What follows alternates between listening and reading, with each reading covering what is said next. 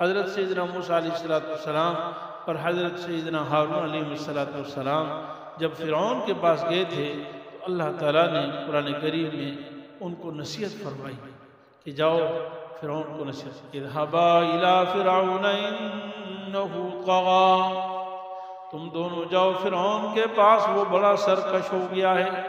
یعنی قرآن نے بھی بتا دیا کہ وہ بڑا سرکش آدمی تھا۔ اور فرعون حضرت موسیٰ علیہ السلام اور سیدنا ہارون علیہ السلام کو ان کے پاس بھیجا، لیکن ساتھ میں فرمایا وہ تو سرکش ہے لیکن تم نے جو بات کہنی بڑے پیار سے کہنی، نرمی سے۔ قُولَا لَهُ قَوْلًا لَيِّنًا، تم دونوں اس سے بات کرنا بہت نرم بات۔ یعنی زبان سے سمجھانے کا مطلب یہ نہیں کہ آپ کا لہجہ بھی سخت ہو، بھلے لہجہ نرم ہے، پیار سے، منت سے، سماجت سے، محبت سے، وعظ سے، نصیحت سے اس کو سمجھائیں۔ لَعَلَّهُ يَتَذَكَّرُ أَوْ يَخْشَىٰ، امید ہے کہ وہ نصیحت حاصل کر جائے یا وہ ڈر جائے۔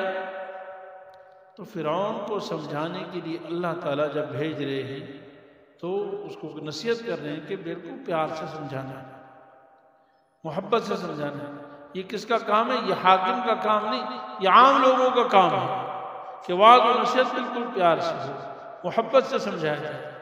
حضرت سیدنا ابراہیم علیہ السلام اپنے والد ماجد کو وعظ و نصیحت فرماتے ہیں تو بڑے پیار سے، یا ابتی لم تعبد ما لا يسمع ولا يبصر ولا يغني عنك شيئا یا ابتی انی قد جانی من العلم ما لم یاتک فاتبعنی اہدک صراطا سویا۔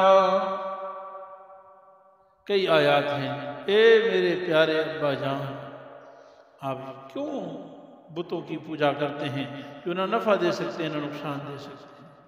اے میرے پیارے ابا جان، میرے پاس علم الہی ہے، آپ میرے پیچھے چلیں، میں آپ کو سیدھے راستے کی رہنمائی کروں۔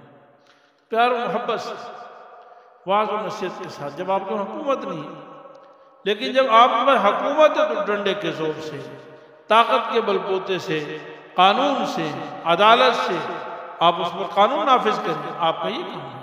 مفتی صاحب کے یوٹیوب چینل کو سبسکرائب کیجئے اور ان کے تازہ بیانات کے ذریعے اپنی علمی، اصلاحی اور فکری آبیاری کرتے رہیے۔ جزاکم اللہ۔